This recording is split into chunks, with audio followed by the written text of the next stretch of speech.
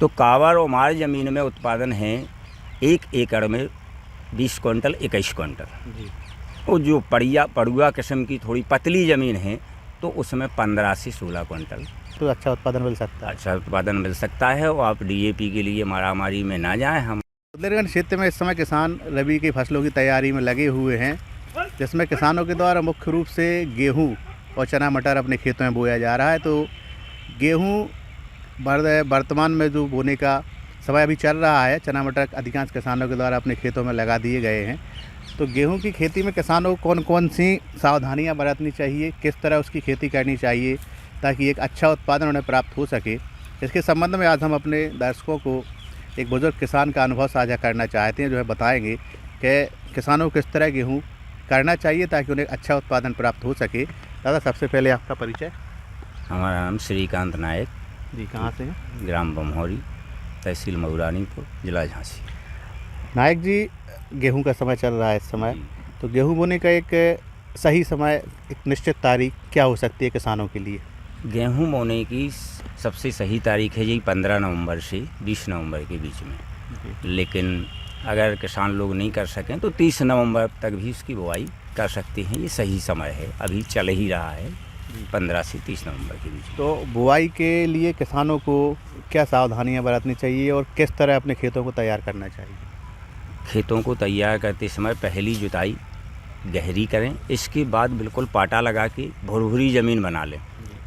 और भुरभुरी ज़मीन बनाने के बाद जब आप बोने के लिए जाएं तो उसमें 2-3 चीज़ों का ख्याल करना है कि बीज बोते समय अगर आपका सर्टिफाइड या कहीं से आपने नया बीज लिया है केंद्र से, तो उसको आप 20 किलो पर बीघा बो सकते हैं, एकड़ में 60 किलो। अगर आपने पिछली साल बीज लिया था और किसान लोग भंडार अपने घर पे कर लेते हैं, वो 2-3 साल तक बोते हैं, तो उसको आप थोड़ी मात्रा बढ़ानी पड़ेगी। 25 किलो प्रति बीघा, माने हेक्टेयर में 75 किलो बीज आप डालना पड़ेगा एकड़ में। और क्या सावधानी है इसके साथ? और बुवाई गहरी नहीं करना है, इसकी उथली बुवाई की जाती है, नहीं तो दाना कुड़े आ जाएगा, आपका दाना पूरा नहीं जमेगा, किसान को नुकसान हो जाएगा। तो ये भी विशेष ख्याल। और खाद की यहाँ तक है कि संतुलित मात्रा में ही खाद का उपयोग करें। अंधाधुंध रासायनिक खादों का उपयोग करने से किसानों की मिट्टी उपजाऊ क्षमता घट रही है दिन पे दिन। तो रासायनिक खादों का उपयोग संतुलित मात्रा में करें।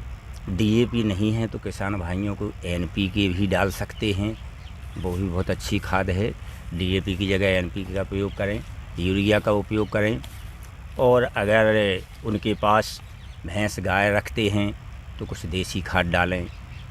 और ये तमाम कुछ फार्में भी बनाने लगी हैं, केंचुए का खाद है, बर्मी कंपोस्ट वगैरह, इनका उपयोग करेंगे तो खेती में उत्पादन भी ज़्यादा बढ़ेगा। और जो कठोर खेती हो रही है वो खेती कठोर नहीं होगी। रासायनिक खेतों का संतुलित ही उपयोग करें।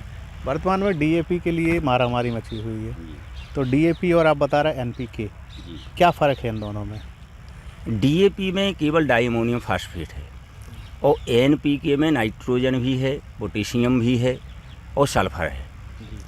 तो ये किसान क्या है कि पढ़े लिखे कम हैं, जो पहले से डालते आ रहे, तो वो डीएपी के लिए ही मारामारी करें। इसलिए हम किसान भाइयों से कहते हैं कि हम भी किसान हैं और ग्रेजुएट भी हैं पढ़ाई से भी। तो आपको हम ये सलाह दे रहे हैं कि अगर डीएपी उपलब्ध नहीं है तो एक तो डीएपी बोतल में आने लगा है, नैनो डीएपी, नैनो यूरिया का भी आप उपयोग करेंगे तो बिल्कुल वैसे ही काम करेगा जैसे डीएपी की बोरी कर रही है। और वो बड़ी आसानी से और सस्ता मिलता है। ये बोरी आपकी 1400 के लगभग है और वो बोतल 1 लीटर में है शायद तो 600 रुपया की है। और एक बोरी डीएपी का काम 1 बोतल करती है। अच्छा। आप उसका भी उपयोग कर सकते हैं। अगर डीएपी आपको 3 बोरी डालना है, 2 आपके पास हैं, 1 आप नैनो डीएपी ले लें, मारामारी से बचें। दूसरी बात, अगर नहीं है तो अभी हमने देखा कई जगह एनपीके कोई ले नहीं रहा है, जबकि एनपीके बहुत अच्छा खाद है। आप एनपीके का प्रयोग करें, आपकी उत्पादनता पे कोई असर नहीं पड़ेगा। अच्छा, इस पूरे सीज़न में गेहूं की जो बात चल रही है अपनी जी, किसान को कितने पानी मतलब उस फसल में देने हैं जिससे अच्छा उत्पादन उसे मिल सके? पहले तो आपको पलेवा देना है और अपनी ज़मीन को बनाना है। 1 पानी पलेवा का मानिए। उसके बाद 20-20 दिन के अंतराल से आपको 3 पानी देना है। बाल निकलने तक, फूल आने तक आपके तीनों पानी कंप्लीट हो जाना चाहिए। 20-20 दिन के अंदर 20-20 दिन के अंतर्गत माने 2 महीने की फसल होगी और आपके तीनों पानी लग जाएंगे। आपका भरपूर मात्रा में जो है गेहूं की पैदावार होगी। अच्छा, आप यहाँ जहाँ बैठे हुए हैं, यहाँ का उत्पादन कितना है पर एकड़? यहाँ ये बम्होरी गांव है, मऊरानीपुर तहसील में आता है। तो यहाँ 3 प्रकार की श्रेणी है हमारे यहाँ ज़मीनों की, पड़ुआ, कावर और मार ज़मीन, जो काली मिट्टी होती है। तो कावर और मार ज़मीन में उत्पादन है 1 एकड़ में 20 क्विंटल 21 क्विंटल जी। और जो पड़ुआ किस्म की थोड़ी पतली ज़मीन है तो उसमें 15 से 16 क्विंटल प्रति एकड़ निकलता है। यानी इसी तरीके से किसान करता है और डीएपी एनपीए का फ़र्क भी समझ में आ जाए तो अच्छा उत्पादन मिल सकता है। अच्छा उत्पादन मिल सकता है। और आप डीएपी के लिए मारामारी में ना जाएं। हम आप किसान भाइयों से ये अपील करते हैं, आप एनपीके का प्रयोग करें या नैनो डीएपी का उपयोग करें, तो आप इस भीड़ भाड़ से बच जाएंगे और आपके पैसे की बचत भी हो जाएगी और आपके उत्पादन पर कोई अंतर भी नहीं आएगा। जैसा कि आपने सुना, अगर गेहूं की फसल की बुआई करनी है तो संतुलित पानी, संतुलित खाद और नैनो डीएपी एनपीके खाद, कई खादें हैं जो किसान को अच्छी लगे वो कर सकता है, लेकिन कहीं ना कहीं डीएपी और एनपीए में अंतर है। एक अच्छा उत्पादन पाने के लिए अगर किसान बुजुर्ग की बात मानता है तो निश्चित उसे एक अच्छा लाभ हो सकता है। इसी तरह खबरों के लिए बने रहें हमारे साथ।